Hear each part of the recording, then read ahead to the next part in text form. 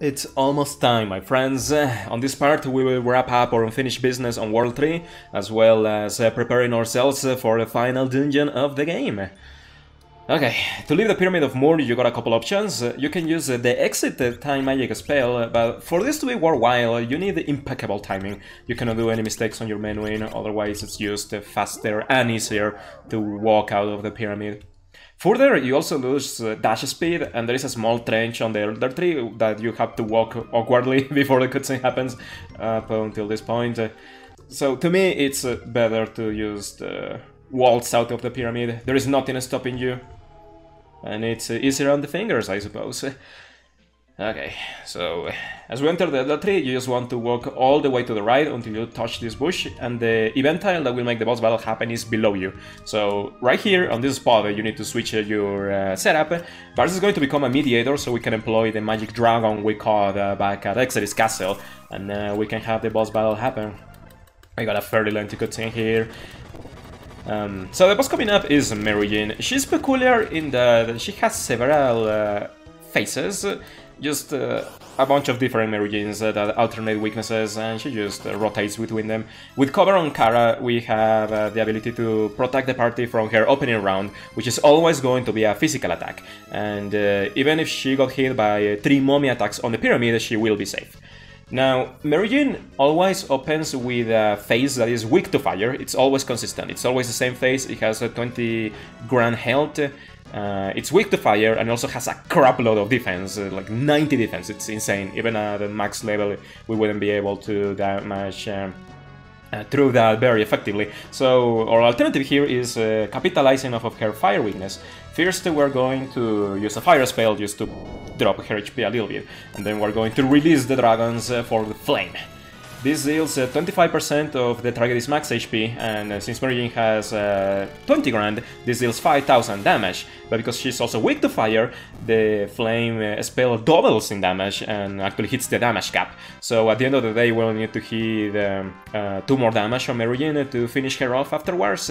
But she also has some evasion, and because of her defense, using Giltos is not viable. So we just use some magic spell, fire, specifically for the weakness, to finish what little remains of her health. And with that, Faris also learns Hide.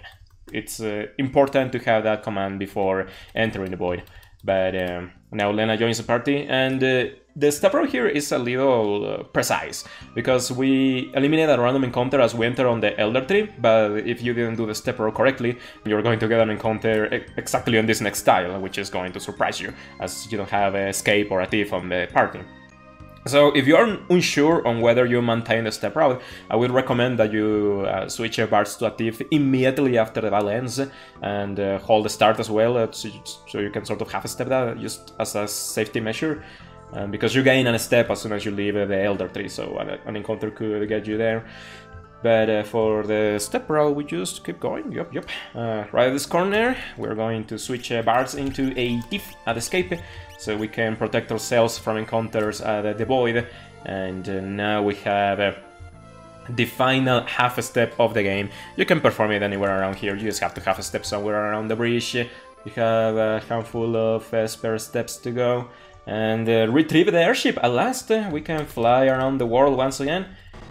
And at this point, after Bart's is done having his nervous breakdown, you have free reign over the airship. You can explore anywhere on World 3, anywhere you like, and keep getting tablets, do a lot more dungeons.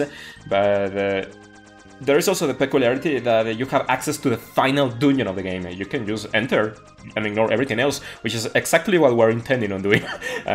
Nothing on World 3 can aid in the speedrun to help make things go faster, so we're just going to ignore everything and enter the void.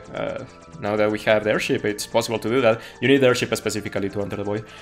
Okay, first we're going to do a pit stop at Mirage Village. Over here, it's hidden in this forest, and you want to land exactly on this tile, so we can do a half step as we exit. And to enter Mirage, you just have to walk around these 6 tiles around here. There is some event tiles that can randomly allow you to enter the village if you keep walking around there, but this place is chock full of the best equipment in the game, the best magic spells, the best weapons, throw equipment, the best armors, and we're only here for one reason and one reason only, because as a speedrun we just want to get the things that are necessary for our success.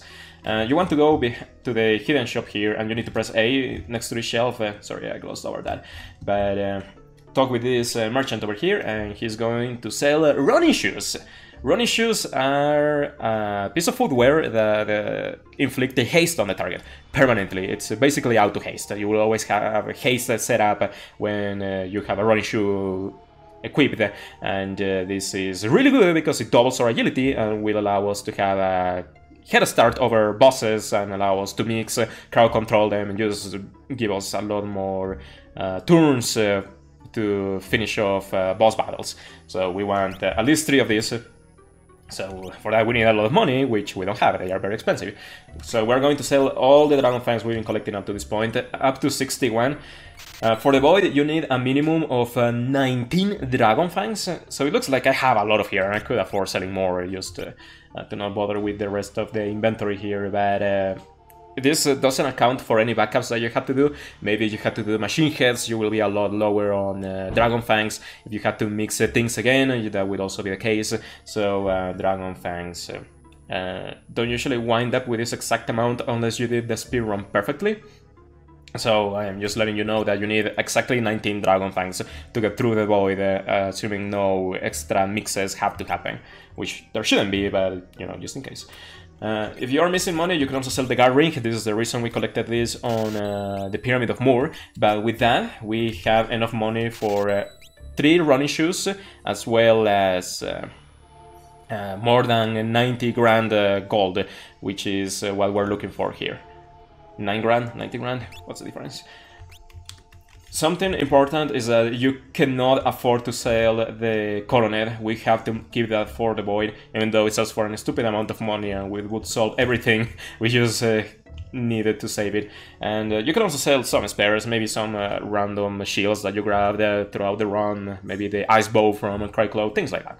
So you shouldn't have issues with the money here, assuming things didn't go horrifically. But as you leave Mirage, notice that I'm holding the A button. You need to do this so you can half a step into the airship, because Mirage is not a village on the overworld per se, so it just drops you into this tile.